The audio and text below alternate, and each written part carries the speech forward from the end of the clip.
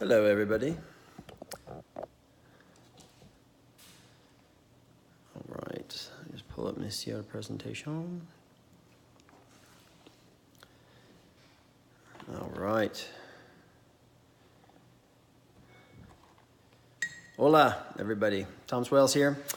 So, for all of you who are joining, I guess you're interested in sleep and how to get better sleep. And you're probably wondering why I'm wearing these dorky little glasses. I'll tell you about that in a little bit, but first, we need to understand why is sleep so important and why do we keep putting it off? It's one of those things that we will always sacrifice sleep in order to get more stuff done. When in turn, if we just focus on our sleep, we'll actually be more productive in the time that we have in the waking hours. We need to know that how it affects the body, the brain, specifically the relationship, fat storing, energy productions, hormones, the whole HPA axis, and your thyroid, all these things that are regulating our body and our brain and our cells in communicating on how we utilize energy and fuel and how it's distributed amongst the body. So if we understand that sleep is our primary, wow, it's our main hack to improve performance, but yet everyone's looking to, well, what supplements do I take, and what devices can I use to track things, and what devices can I use to hack my biology? If you really focus in on how good is sleep, not necessarily, but if you don't necessarily focus in on, you need to focus in on the quality of sleep and how you do it. So we are not designed to go from 0 to 100 and then 100 back down to 0 like that. We need to tell our brain and our system that we need to either start to upregulate in the morning and then start downregulating in the evening. And being on electronics, our environments really dictate how we do that. And if our environment's not set up to give us the optimal output or the outcomes for sleep or performance or cognitive abilities or anything along those lines, then we really can't perform to the highest of our abilities. So I'm going to go over about 16 little tips. 15 tips on how to improve your sleep quality. Let me just move this down here a little bit. So there you go. All right, so we need to create sleep routines. Our body and our brain love routines. You can't, like I said, you can't go from 0 to 100 and it's not an on-off switch. You can't go from working till 11 o'clock at night on your computer in your bed and then be like, oh, it's 11 o'clock, time for bed. Turn off the computer and go to sleep. That's not how you work. You need time to downregulate. Your brain's already wired up and working. You need to have time for it to start to calm down and relax. It's like a cool down. So think of you're doing this intense workout and then you just go sit in a chair. If you don't do some downregulation, don't do some foam rolling, some light cardio to help pump out some of the lactic acid, do some mobility work to re-lengthen the muscles that you worked, everything gets tight and stiff. Everything gets stagnant. The fluid just kind of accumulates into the tissues and then you just feel like garbage. And it's going to take longer to recover. We need to do the same thing with our brain. So doing a routine and having a set time in which you do things, the body loves that. Just like eating, the body will get hungry, the brain and the gut starts to get hungry at certain times. Not because it necessarily needs it, sometimes it's just out of habit. So again, I've talked about intermittent fasting and people have a hard time with that in the morning. Most of the time it's not because you're hungry, it's because your body's already started kicking on enzymes in your stomach that's always already creating the hunger hormone or the hunger sensation. So number one, create a routine. Number two, keep a regular schedule. The body likes this routine consistency. So whether it's waking up and going to bed, if you wake up, the most important thing that I've read is waking up at the same time. Even if you go to bed late, it is more important that you wake up consistently around the same time, no more than a half an hour sleep in. The wake up time really resets the circadian clock that I will talk about a little bit as we move along this, but our circadian clock is dictated by light, movement, and food. So our clock resets as soon as we wake up, and our clock resets as soon as we put food in our mouth, and our clock resets when our eyes are exposed to sunshine. So if you can control some of those things later in the day and utilizing them more effectively in the morning, then we get this nice spike in cortisol, which is naturally supposed to happen, and then start to downregulate that later through the day. So it's important that we keep a consistent schedule. This will also help the hormones, the signaling hormones, come on and off at the right time. So again, cortisol is the highest in the morning when we wake up. It's supposed to be. It's one of the main things that allow us to wake up.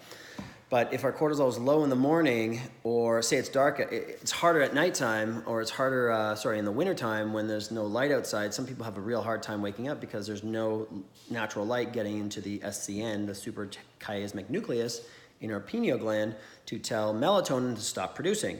So that is where you can use light therapy, or you can use movement to try and kick things on, or even just doing a little bit of food in the morning is also helpful. Coffee, teas, anything warm liquids to increase the core temperature. So using core temperature increasing in the morning is also very effective, which again, movement will do that. Okay. So keeping alcohol, number 3, keeping alcohol and caffeine moderate. 1 to 2 drinks can interfere with your deep sleep cycle before bed, as the liver, if you look at, I did a presentation on sleep detox and recovery, and I talked about the Chinese medicine, traditional Chinese medicine circadian clock, and what time certain organs come on specific times, and the liver kicks on between 1 and 3 a.m. So those of you who have had experience, gone out for a good time, and then all of a sudden you wake up in the middle of the night, usually between 1 and 3, when we're supposed to be in our deep sleep, our liver's kicked on to start to process the alcohol, and it's creating acetaldehyde, which then increases glutamate, which is an upregulator of our nervous system. So it all of a sudden switches on our brain because it just transmitted or reproduced a new hormone that counteracts GABA. And GABA is the hormone or the neurotransmitter that we're looking for to downregulate, which is gamma aminobutyric acid. And I'll talk about that later on how important that is to be on later. So keeping caffeine, also, if you're drinking too much alcohol, it's going to be a diuretic, and it's going to wake you up in the middle of the night to go to the bathroom 1 or 2 times, depending on how big your bladder is. Again, you're getting that disrupted sleep pattern. It's not a nice, smooth, quality pattern. Reducing caffeine after 2 p.m. This is a majority rule. Caffeine has a half-life. It really depends on if you're a quick metabolizer of caffeine or a slow metabolizer. Myself, I find I'm a very quick metabolizer, so I can have a coffee a couple hours before bed, not affect me really. And I measure this I use a sleep app, and it measures my sleep quality to see, my deep sleep, my REM sleep, and my light sleep. And it doesn't really affect me that badly. But my wife, I know, she can't have a coffee after 12 o'clock because she'll be up all night. So it really depends on if you're a slow metabolizer or a fast metabolizer. And the research shows that caffeine generally has a half-life between 2 hours in your fast metabolizers, and slow metabolizers can be almost like 12 to 18 hours. So it takes that much time. The app it's called Sleep Cycle. It's free. And you can just get it on your iPhone or Android. I'll use it where you put it on sleep mode, so don't keep it on airplane mode, because you don't want EMFs transmitting next to your ear, because that will disrupt the mitochondria and the calcium channels. So anyway, that's a whole other problem for inflammation. But to keep the EMFs out, turn off the Bluetooth, turn off the signal, and keep it on airplane mode. And what it does is after about 5 sleeps, it measures your sleep cycle, your patterns, and it picks up your ambient noise. I use it on that one. I don't like it underneath my pillow. You can do one or the other. And it's good, right? I mean, is it super accurate? Probably not. Using some kind of electronic device like the Oura Ring or something like that, it's going to be a little bit more accurate. But I don't want any electronic devices on my body at nighttime, so I just keep it next to my bed in airplane mode. Cool? All right. So that's number 3, keeping your alcohol and your caffeine to a minimum, especially later in the day. Eating and drinking. So eating and drinking are also going to reset more so eating that's going to reset the circadian clock. If you're just drinking water, that won't have an effect on it, but eating food will. So try and finish eating and drinking 2 to 3 hours prior to the time you're going to sleep. Drinking more so, you want to hydrate the majority through the day. So again, you're not overhydrating at night and then having to get up in the middle of the night to go to the bathroom.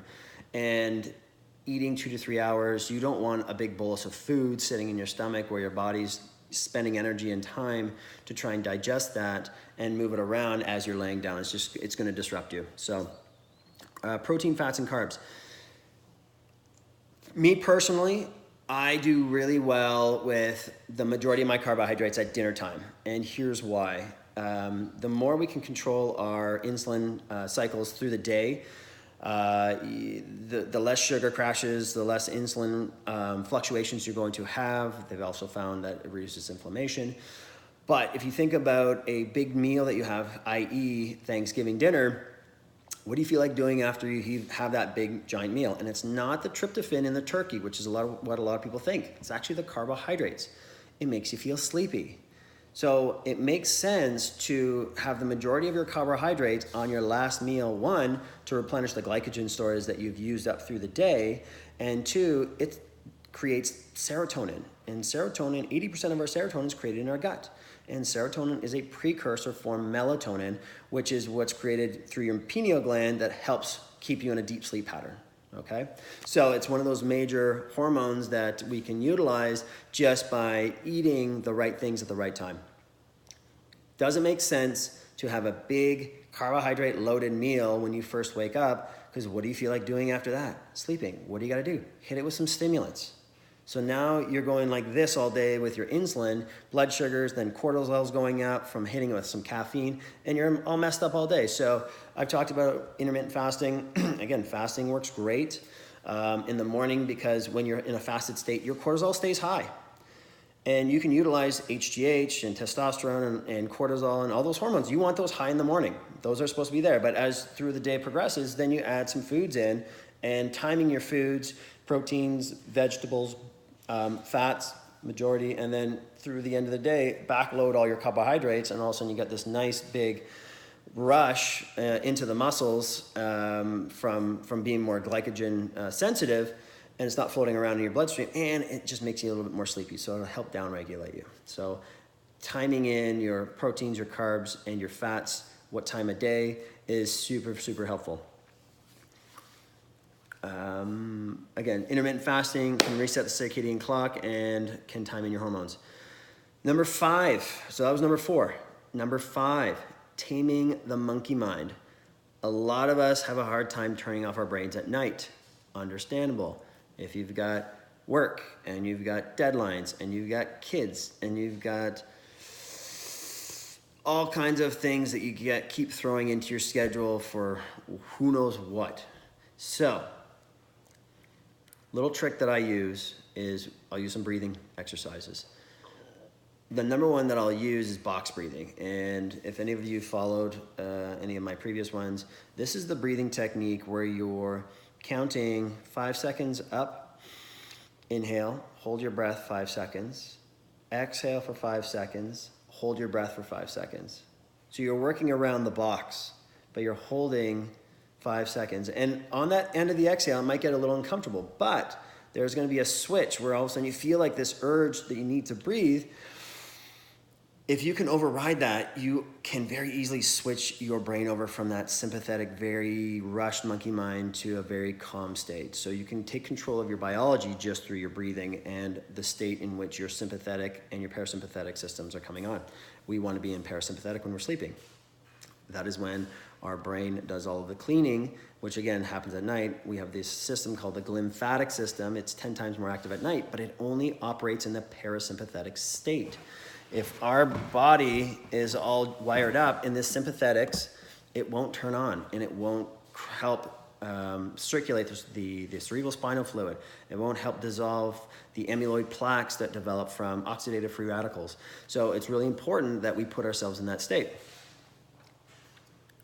Journaling has also been found to be effective. So writing out your list of things to do the night before, so that all of a sudden, now you've got it all organized and you're like, okay, I know what I need to do tomorrow. I don't have to think about this anymore. Also very helpful. Number 6, eliminating electronics and artificial light. So coming back to these beauties here on my face, which my wife just can't keep her hands off me when I put these on.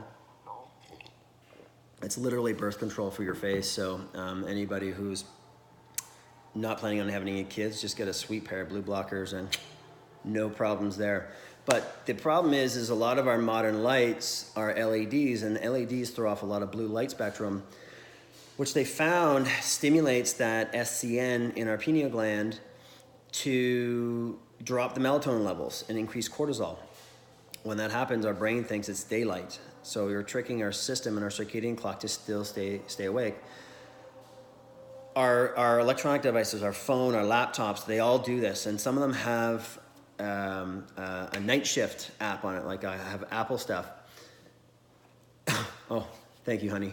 My wife is saying they're not that bad now. So she's obviously gotten used to it. But my staff really like to make fun of me with these, but I don't care, I sleep better with them. Our TVs, our laptops, but they have they have an app on them. It's called Night Shift, so you can and it makes the screen yellow. Berto, how's it going, buddy? The blue blocker glasses, it blocks out that blue light spectrum, so it will actually help trick the brain into thinking that it's darker outside and you're blocking out that blue light spectrum. There's lots of other companies here. I think these are Spectrum. I just got them on Amazon. You can go to Amazon and put in blue blocker glasses. They range in prices. Make sure they have a yellow lens. I have a light pair of at work, but I have natural light windows coming in, so it's not. But they only block about 65%, I'm told. But the pure yellow lens will block 100%. So make sure you're blocking out that blue light. Rule of thumb: as soon as the sun goes down, the sunglasses go on. All right.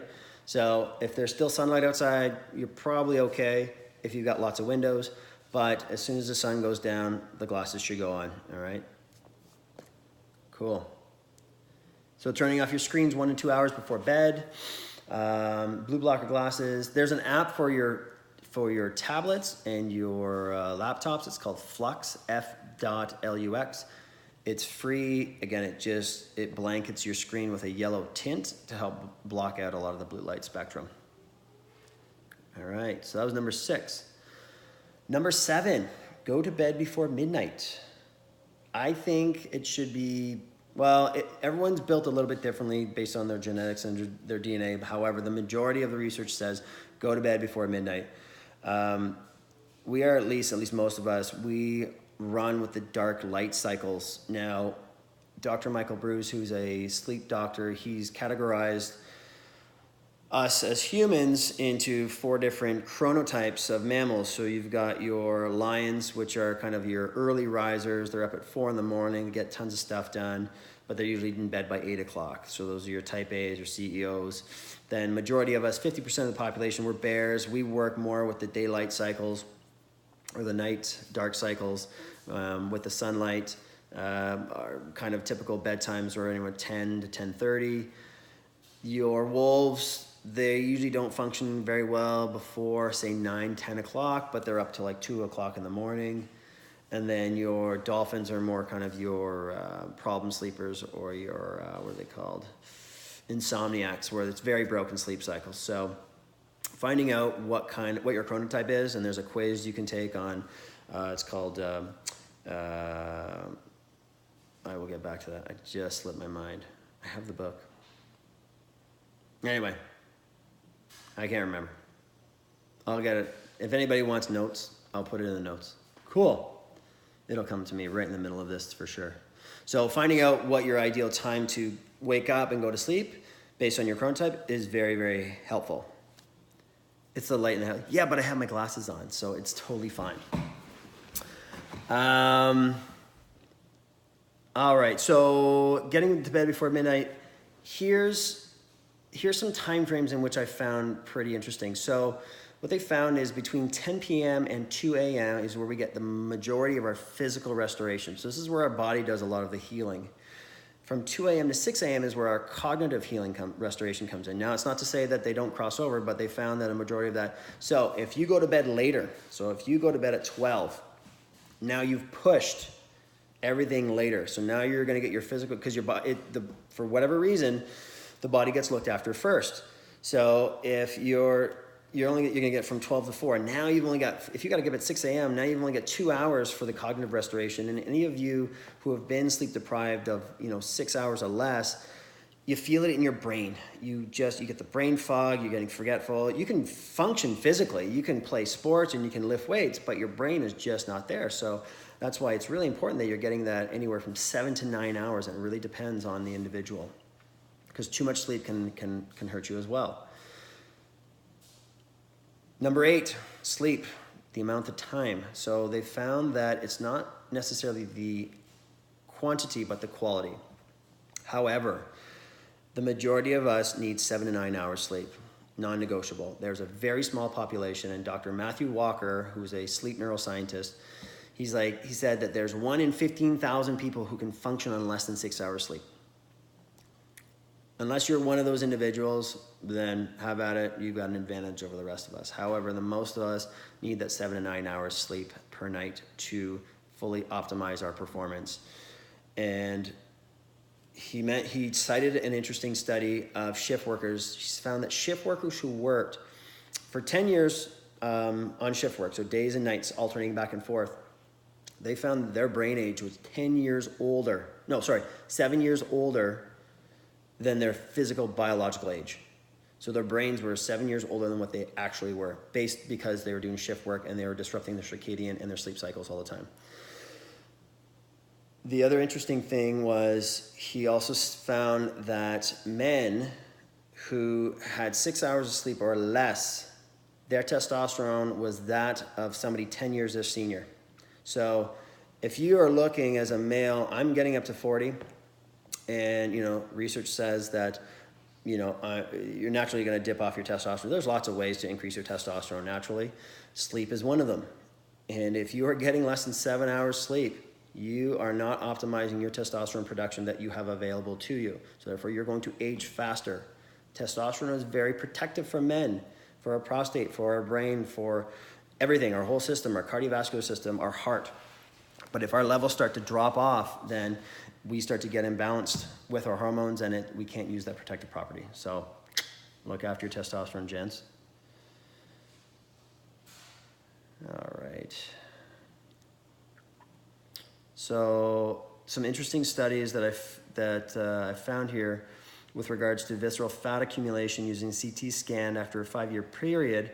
The results found that subjects who slept less than 6 hours a night over the course of 5 years had a 32% gain in visceral fat. So visceral fat's all the fat around your gut and your organs, which is not what we want. And it's not the good fat. It's the white fat that does not get utilized easily for fuel. Now, when you do cold exposure, brown fat, which children have a lot of, has high density mitochondria, and we can utilize that. So we want to be able to convert that white fat to brown fat, and there's lots of ways to doing that.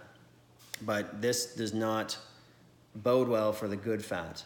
So those who slept for more than 6 hours per night, and they had 13% increase on the average. This is more than twice as much visceral fat accumulation due to sleep deprivation. They did a study on rats, and for 3 weeks, they had the rats consume a calorie deficit diet, and they deprived them of sleep. They only gave them less than 6 hours sleep, and they gained weight. Now, if you're a calorie counter and you're on this old mindset of calories in, calories out to lose weight, this does not make sense, because they're in a calorie deficit where they should be losing weight. However, they were not allowed to sleep effectively. Now, when they gave them back their sleep on the same amount of calories, they actually burned fat and they gained muscle. So how does that make sense? It doesn't when it comes to calories in, calories out, but it does make sense from a hormonal standpoint, because it's not necessarily calories in, calories out. Weight reduction has to do with gut microbiome and basically hormones. Like, those are your two main things. And you can control the signals from your gut with good sleep and your hormones with good sleep. So already you're at an advantage if you're getting good sleep, and you can lose weight. So it's not about how much you put in the gym, but how much you're recovering from stress. Cool. All right. Number 9, warm bath or cold shower. Depends on who you are. So warm bath, it can open up and causes vasodilation in the peripheral blood vessels. So all the blood vessels on the surface are going to open up. When you get out and you air dry, it's going to pull heat from the core. Now, this can have a relaxation response. For some of us, myself included, I'll do a warm shower, but I'll hit myself with 2 minutes of cold as I can handle. And if anyone has followed some of the stuff I did, this past winter I started doing saunas and rolling around in the snow, and then saunas and jumping in an ice lake. I didn't get sick, which was awesome, but you get this quick wake up and you have the best sleeps because it cools the blood, and our core temperature naturally drops when we are in deep sleep. So our core temperature drops about 1 degree Celsius, but if we cool the blood and it goes to the source, it helps induce that deep sleep. So it works really nicely that way. For women, it can have the reverse effect. So doing cold actually might wake you up. So guys, a lot of us, we run pretty hot, but we've got different hormones than women. So again, play with what works for you. If you find that cold shower is just jacking you right up and I can't sleep, then go warm. But you really got to find out what works for you. And I find that cold showers work really, really nicely. Exercise. So exercise is catabolic. It is breaking you down. It is a stress, and it should be a positive stress. But just like too much, it can start to harm you. You need to recover and come back from it better. So all the stuff you're doing with your diet, all the assimilation and elimination, all these metabolic processes take place while you're sleeping. Less than 3 hours before bed. So this is the time. If you feel like, oh, I missed my workout today, I'm gonna go run at 9 p.m. And then as soon as I come home, I'm gonna go to sleep. That's a horrible idea. It'd be better if you just got a good night's sleep, got up earlier and did your workout the next morning. By doing that, you're jacking up your cortisol, you're disrupting your circadian rhythm, you increase your core temperature. It takes about 2 or 3 hours to downregulate all that. So if your bedtime is 10 p.m., you finish training by 7. Ooh, I can hear the coyotes. So you have to really time in when it's appropriate for you. A good time early in the morning. If you're not a morning person, get up. Do you have to do this right before bed? What do I have to do? Do what right before bed? So if you're not a morning person, get up, go for a walk. Just move, yoga, some light walking, get some sunshine in your eyeballs. That'll help reset the clock. The research has found that our grip strength, our metabolic rate, and our ability to build muscle actually increases between 4 and 6 p.m. So using that window for some more intense exercise is more effective. And the nice thing with that, the cold shower. No, you don't. You don't have to do the cold shower right before bed. I just did mine an hour ago. So, and then I threw the glasses on, but I'm doing lots of things. I'm drinking my tea and I'm doing a lot of things to help calm myself down, besides obviously talking in front of people. But you don't have to do it right before bed. Again, figure out the timing that works best for you.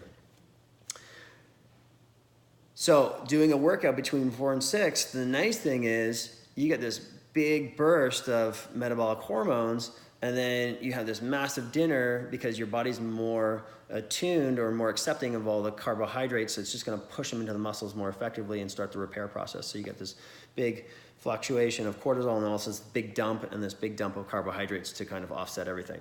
Down a bit. But again, if that's not a time for you to work out that's convenient, do it when you can, but just do it 3 hours before. Number 11, create a relaxing environment free of clutter.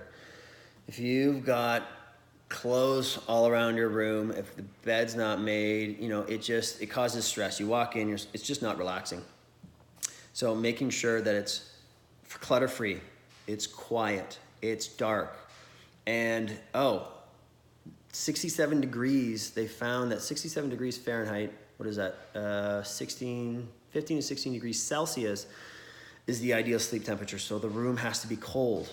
Again, it's trying to induce that the core body temperature to drop down to get a better, deeper sleep. If our body temperature is too high, it's going to keep us awake. We're not getting into that deep sleep pattern. So room's got to be clutter-free, it's got to be dark, and it's got to be cool.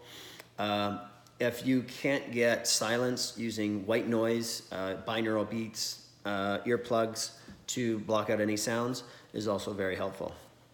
All right.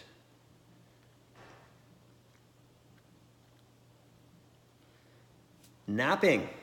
So if anyone can get a nap in, perfect. Love it. No more than 25 minutes, okay? Because what happens after 25 minutes, you get a little stage 1, little stage 2. So you go in that theta brainwave. So you're kind of in that middle of conscious and unconscious. But then if after 25 minutes, you're going to fall into that stage 3 and 4, which is a deep sleep pattern. If you wake up in the middle of deep sleep, you're going to wake up feeling worse. You're going to feel groggy after the nap. But if you can catch yourself before you fall into that, you get this nice little restorative nap. Doing a coffee right before you take a nap, all of a sudden it takes about 20, 25 minutes for that caffeine to kick in. You wake up, boom, good to go. So nice little hack. And the timing of your nap is important too, because our circadian will start to dip again between 1 and 3 p.m. So taking a nap between 1 and 3 is ideal because it falls within our circadian low again. So our circadian low is between 1 and 3 a.m. and 1 and 3 p.m. So it's this 12-hour cycle. If you can catch a nap in there. If you miss that window, I just suggest kind of push through all the way to sleep, because your body's already naturally starting to ramp up its core temperature and cortisol is starting to come up. So I wouldn't disrupt that. But that's the time in which you want to do naps. Supplements. So lastly, melatonin. I know it's highly used. I'd say it's sometimes misused. We used it with the ski team whenever we were traveling to and from Europe, because we're jumping 6 time zones, and we had to be on the hill next day. We had a sleep doctor working with us. He had a protocol for us where we were taking melatonin between 9 and 10 p.m. of the new time zone. So if we're taking that on the plane, so then it takes about 5 hours to kick in maximally. So it's going to kick in between that 1 and 3 a.m. window, so we're not waking up in the middle of the night. It's not a drug. It's created by the pineal gland. It's created in picograms. So, and with melatonin, less is more. You don't need the 3 milligrams. Like, break 1 milligram and a half is more than enough. Dissolve it on your tongue, or you can use the strips. We used to cut the strips into thirds, and that was enough. The only little side effect that you might have is very vivid dreams. But other than that, it works. It's a nice little reset. So I wouldn't use it more than 2 or 3 nights to kind of get your body and your brain back on track. Because you could desensitize the melanocytes in our pineal gland. So you don't want to desensitize those. I don't know if that's for sure.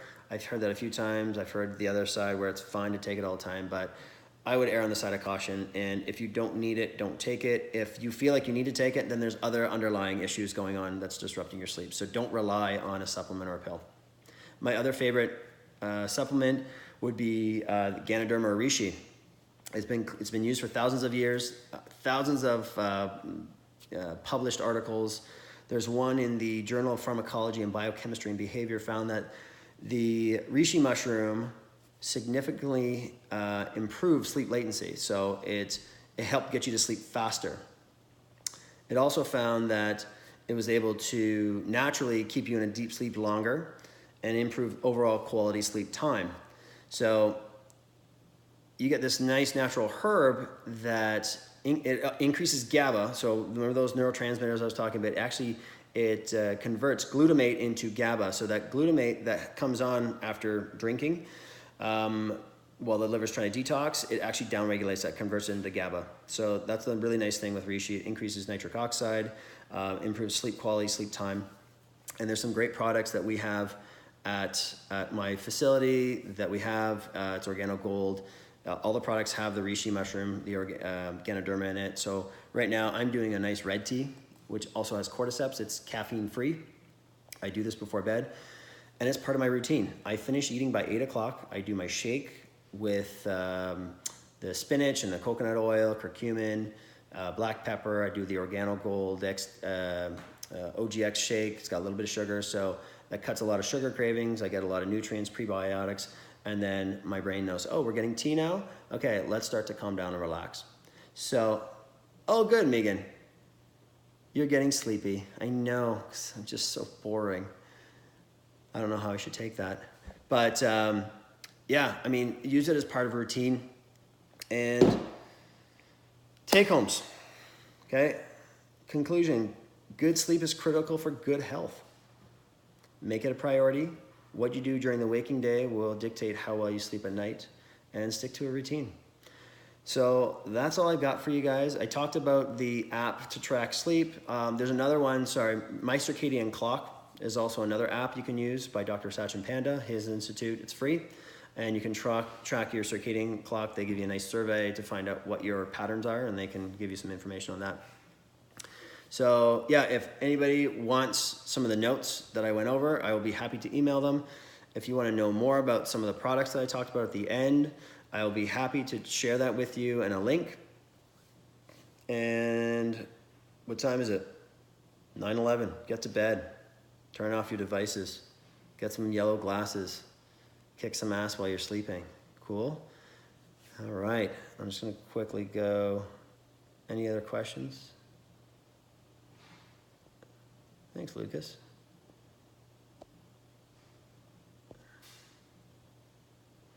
All right, so if no one has any other questions, obviously I'm putting Megan to sleep because she's getting sleepy. I wish you all